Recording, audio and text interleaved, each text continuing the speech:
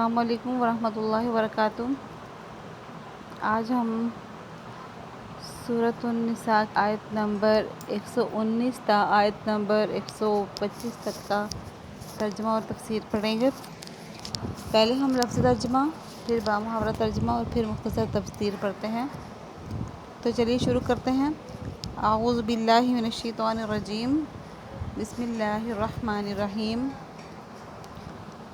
وَلَأُضِلَّنَّهُمْ وَلَأُمَنِّيَنَّهُمْ وَلَآمُرَنَّهُمْ فَلَيُبَتِّكُنَّ آذَانَ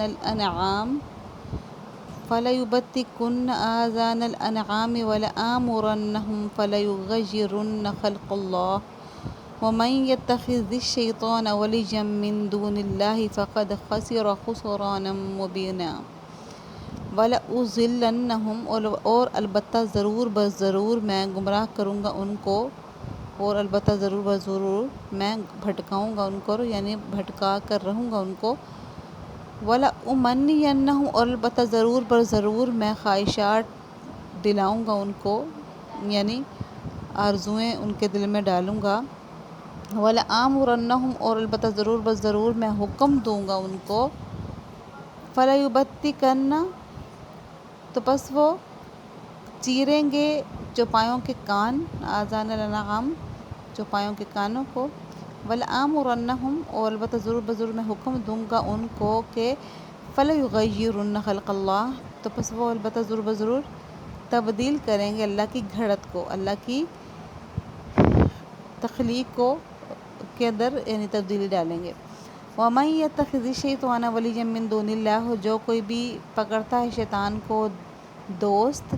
من دون اللہ، اللہ تعالیٰ کے علاوہ، فقد خسر، پس تحقیق اس نے گھاٹا پایا، خسران مبینہ، گھاٹا پانا کھلا، یعنی کھلے خسارے کا سودا کیا۔ اس کا بامحاورہ ترجمہ ہوگا، اور میں انہیں راہ راست سے بھٹکا کر رہوں گا اور انہیں خوب آرزوئیں دلاؤں گا اور انہیں حکم دوں گا تو وہ چوپایوں کے کان چیر ڈالیں گے، اور انہیں حکم دوں گا تو وہ اللہ کی تخلیق میں تبدیلی پیدا کریں گے۔ اور جو شخص اللہ کے بجائے شیطان کو دوست بنائے، اس نے کھلے خسارے کا سودا کیا۔ اس کی تفسیر کچھ یوں ہے کہ کفار عرب بعض چوپایوں کے کان چیر کر بتوں کے نام پر وقف کر دیتے تھے، اور ایسے جانور سے کوئی فائدہ اٹھانے کو جائز بھی نہیں سمجھتے تھے۔ اس باطل رسم کی طرف اشارہ ہے کہ اس پر شیطان عمل کرا رہا ہے، اور اللہ کی تخلیق میں تبدیلی سے مراد خود یہی عمل بھی ہو سکتا ہے کہ جانوروں کے کان خام خواہ میں چیر دیے جائیں۔ اس کے علاوہ ایک حدیث میں حضرت صلی اللہ علیہ وسلم نے بعض ان کاموں کو بھی تخلیق میں تبدیلی قرار دیا ہے اور ان سے منع بھی فرمایا ہے جو عورتیں اپنے حسن میں اضافہ کی غرض سے کیا کرتی ہیں، مثلاً جسم کے کسی حصے کو سوئیوں وغیرہ سے گوندھ کر نشانات بنوانا، یا چہرے کے قدرتی جو اللہ تعالیٰ نے بال پیدا کیے ہوتے ہیں اس کو خوبصورتی کے لیے وہاں سے صاف کرنا۔ ہاں، اگر وہ عیب کی وجہ سے بڑے ہوئے ہوں، یعنی عیب کی حد تک بڑے ہوئے ہوں، تو اتنے سے صاف کر لینا صرف جائز ہے۔ اور دانتوں کے درمیان میں مصنوعی فاصلہ کروانا، تو یہ چیزیں جو ہیں اس اللہ تعالیٰ کی گھڑت میں تبدیلی کہلا سکتی ہیں۔ یعدہم ویمنیہم وما یعدہم الشیطان الا غرورا، یعدہم، وہ وعدے کرتا ہے ان سے، ویمنیہم، اور خواہشیں دلاتا ہے ان کو، یعنی آرزو میں مبتلا کرتا ہے ان کو۔ وما یعدہم الشیطان، حالانکہ جو وہ وعدے کرتا ہے ان سے، یعنی جو شیطان ان سے وعدے کرتا ہے، وما یعدہم، اور نہیں وعدے کرتا ان سے شیطان، الا غرورا، مگر دھوکے کے کرتا ہے، یعنی جو بھی اس کے وعدے ہوتے ہیں شیطان کے، دھوکے کے علاوہ کچھ نہیں ہوتے۔ اس کا بامحاورہ ترجمہ ہے، وہ ان سے وعدے کرتا ہے انہیں آرزو میں مبتلا کرتا ہے، جبکہ حقیقت یہ ہے کہ شیطان ان سے جو بھی وعدے کرتا ہے وہ دھوکے کے سوا کچھ نہیں ہوتے۔ اولئک مأواہم جہنم، وہی لوگ ہیں کہ ٹھکانہ ان کا جہنم ہے، یعنی جو شیطان کے راستے پہ چلتے ہیں ان لوگوں کا ٹھکانہ جہنم ہے۔ ولا یجدون عنہا محیصا، اور نہیں وہ پائیں گے اس سے بچنے کی جگہ، یعنی کوئی راہ فرار ان کو نہیں ملے گی۔ اس کا بامحاورہ ترجمہ ہے کہ ان سب کا ٹھکانہ جہنم ہے اور ان کو اسے بچنے کے لیے کوئی راہ فرار نہیں ملے گی۔ یعنی جو لوگ بھی شیطان کے قدموں پر چلتے ہیں، اس کا کہنا مانتے ہیں اور اللہ کی گھڑت میں تبدیلی کرتے ہیں، یا جو حکم بھی اللہ تعالیٰ نے ان کو کیا اسے بجا نہیں لاتے، اور جو اللہ تعالیٰ نے جس چیز سے منع کیا ہے اسی کو کرتے ہیں، تو اللہ تعالیٰ فرماتا ہے کہ ایسے لوگوں کا ٹھکانہ جہنم ہے، کیونکہ وہ شیطانی اعمال کر رہے ہیں۔ وَالَّذِينَ آمَنُوا وَعَمِلُوا الصَّالِحَاتِ سَنُدْخِلُهُمْ جَنَّاتٍ تَجْرِي مِن تَحْتِهَا الْأَنْهَارُ خَالِدِينَ فِيهَا أَبَدًا وَعْدَ اللَّهِ حَقًّا وَمَنْ أَصْدَقُ مِنَ اللَّهِ قِيلًا۔ اور وہ لوگ جنہوں نے اچھے عمل کیے، اور وہ لوگ جو آمن و ایمان لائے، وعملوا الصالحات، اور جنہوں نے اچھے عمل کیے، سندخلہم جلدی ہم داخل کریں گے ان کو جنات باغات میں، تجری بہتی ہوں گے، من تحتہا ان کے نیچے سے نہار نہریں، خالدینہ وہ ہمیشہ رہنے والے ہوں گے، فیہا اس میں، ابداً ہمیشہ ہمیشہ، وعد اللہ حقا اللہ تعالیٰ کا وعدہ سچا ہے، ومن اصدق اور کون زیادہ سچا ہے، من اللہ اللہ تعالیٰ سے، قیلہ بات میں۔ اس کا بامحرف ترجمہ ہے، اور جو لوگ ایمان لائے ہیں اور انہوں نے نیک عمل کیے ہیں، ہم ان کو ایسے باغات میں داخل کریں گے جن کے نیچے سے نہریں بہتی ہوں گی، یہ ان میں ہمیشہ ہمیشہ رہیں گے، یہ اللہ کا سچا وعدہ ہے، اور اللہ سے زیادہ بات کا سچا کون ہو سکتا ہے۔ جہاں پہ بھی اللہ تعالیٰ نافرمانوں کا ذکر کرتا ہے وہیں پہ ایمان والوں کا بھی ذکر کرتا ہے، تو ایمان والوں کے بارے میں فرمایا کہ ایسے ایمان والے جو اچھے عمل بھی کرتے ہوں گے تو اللہ ان کو ایسے باغات میں داخل کرے گا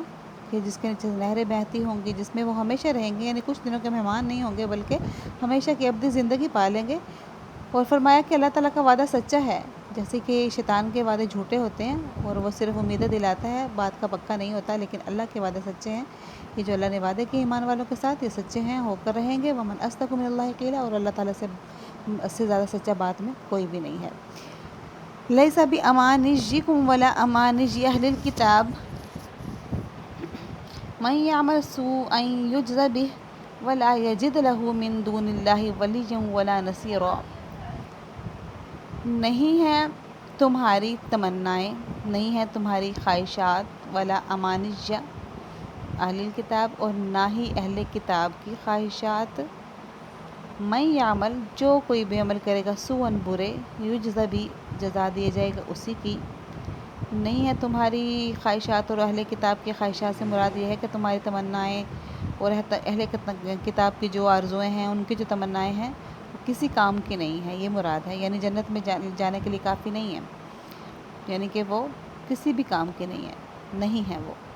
من یعمل سوءا یجز بہ جو کوئی بھی عمل کرے گا برے، یعنی برا عمل جس نے بھی کیا ہے چاہے وہ کسی بھی دین سے تعلق رکھتا ہو، ولا یجد لہ من دون اللہ ولیا ولا نصیرا، نہیں اور نہیں پائے گا اس کے لیے، نہیں وہ پائے گا اپنے لیے، من دون اللہ اللہ سے ہٹ کر، اللہ کے علاوہ، ولین کوئی دوست، ولا نصیرہ اور نہ ہی کوئی مددگار۔ یعنی فرمایا کہ جو کوئی بھی برے عمل کرے گا، یجزا بھی اسی کے بدلہ پائے گا، یعنی جو اس نے برائی کی اس کا بدلہ اس کو ملے گا، اور اللہ کے علاوہ کوئی بھی دوست نہیں ہوا کرتا اور نہ ہی کوئی مددگار ہوتا ہے۔ اس کا بامحاورہ ترجمہ بھی ایسے ہی ہوگا کہ نہ تمہاری تمنائیں کافی ہیں، مراد یہ ہے کہ جنت میں جانے کے لیے کافی نہیں ہے، نہ تمہاری تمنائیں کافی ہیں، نہ اہل کتاب کی آرزوئیں، جو بھی برا عمل کرے گا اس کی سزا پائے گا، اور اللہ کے سوا اسے اپنا کوئی یار و مددگار نہیں ملے گا۔ وَمَن يَعْمَلْ مِنَ الصَّالِحَاتِ مِن ذَكَرٍ أَوْ أُنثَىٰ وَهُوَ مُؤْمِنٌ فَأُولَٰئِكَ يَدْخُلُونَ الْجَنَّةَ وَلَا يُظْلَمُونَ نَقِيرًا۔ اور جو کوئی بھی عمل کرے گا، وَمَن يَعْمَلْ جو کوئی بھی عمل کرے گا، من الصالحات نیک عمل، من ذکر چاہے وہ مرد ہو، او انثیٰ یا مونس یعنی عورت ہو، مذکر ہو یا مونس یعنی مراد یہ ہے کہ مرد ہو یا عورت، وہو مومن اس حال میں کہ مومن ہو، یعنی یہ شرط کہ مومن ہو، بشرطہ کہ مومن ہو، فاولئک بس وہی وہ لوگ ہیں، یدخلون وہ داخل ہوں گے جنت میں، ولا اور نہیں وہ یظلمون ظلم کیے جائیں گے، نقیرا گٹھلی کے برابر بھی، یعنی کھجور کی گٹھلی مراد ہے، گٹھلی کا شگاف بلکہ مراد ہے یہاں پہ کھجور کی گٹھلی کی جو شگاف ہے اس کے برابر بھی ان پہ ظلم نہیں ہوگا، کس پہ؟ جو شخص بھی نیک عمل کرے گا، چاہے وہ مرد ہو یا عورت ہو۔ اللہ تعالیٰ فرما رہے کہ مرد اور عورت کا یہ ایمان والا ہونا ضروری ہے کہ وہ مومن ہونا چاہیے، مسلمان ہونا چاہیے، کافر تو جتنی بھی نیکی کرے گا اس کو دنیا میں اس کی سزا یا جزا ملے گی، اور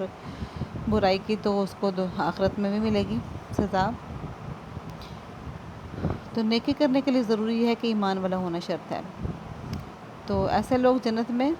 داخل ہوں گے، ان پہ ذرا برابر بھی ظلم نہیں ہوگا، اور فرمایا کہ گٹھلی کے شگاف کے برابر بھی ظلم نہیں ہوگا۔ بامحاورہ ترجمہ اس کا ہے، اور جو شخص نیک کام کرے گا، چاہے وہ مرد یا عورت ہو، بشرطے کہ مومن ہو، تو ایسے لوگ جنت میں داخل ہوں گے اور کھجور کی گٹھلی کے شگاف کے برابر بھی ان پر ظلم نہیں ہوگا۔ وَمَنْ أَحْسَنُ دِينًا مِّمَّنْ أَسْلَمَ وَجْهَهُ لِلَّهِ وَهُوَ مُحْسِنٌ وَاتَّبَعَ مِلَّةَ إِبْرَاهِيمَ حَنِيفًا۔ وَمَنْ أَحْسَنُ، اور کون زیادہ اچھا ہے، دین میں، مراد یہ ہے کہ اس سے بہتر دین کس کا ہوگا کہ ممن اس سے جس نے اسلام فرما بردار کر لیا، وجہہ اپنے چہروں کو، للہ اللہ کے لیے، وہو محسن اس حال میں کہ وہ نیکوکار بھی ہو، یعنی خود بھی نیکیاں کرتا ہو، نیکیوں کا خوگر ہو، وہ تبا، اور جس نے پیروی کی، ملت ابراہیم علیہ السلام کے دین کی، حنیفہ یک طرفہ، یعنی جس نے سیدھے سچے ابراہیم کے دین کی پیروی کی ہو۔ وَاتَّخَذَ اللَّهُ إِبْرَاهِيمَ خَلِيلًا، اور ابراہیم تو ایسے تھے کہ اللہ نے ان کو اپنا دوست بنایا تھا، ابراہیم کو اپنا خاص دوست بنا لیا تھا۔ اس کا بامحاورہ ترجمہ ہوگا، اور اس سے بہتر کس کا دین ہوگا جس نے اپنے چہرے کو اللہ کے آگے جھکا دیا ہو۔ چہرے کو اللہ کے آگے جھکانے سے مراد صرف چہرے کو ہی نہیں ہے، مطلب یہ ہے کہ سارے وجود کو، یعنی چہرے سمیت پورے وجود کو اللہ تعالیٰ کے آگے جس نے جھکا دیا ہو،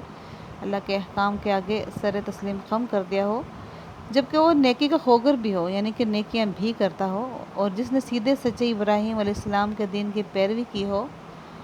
اور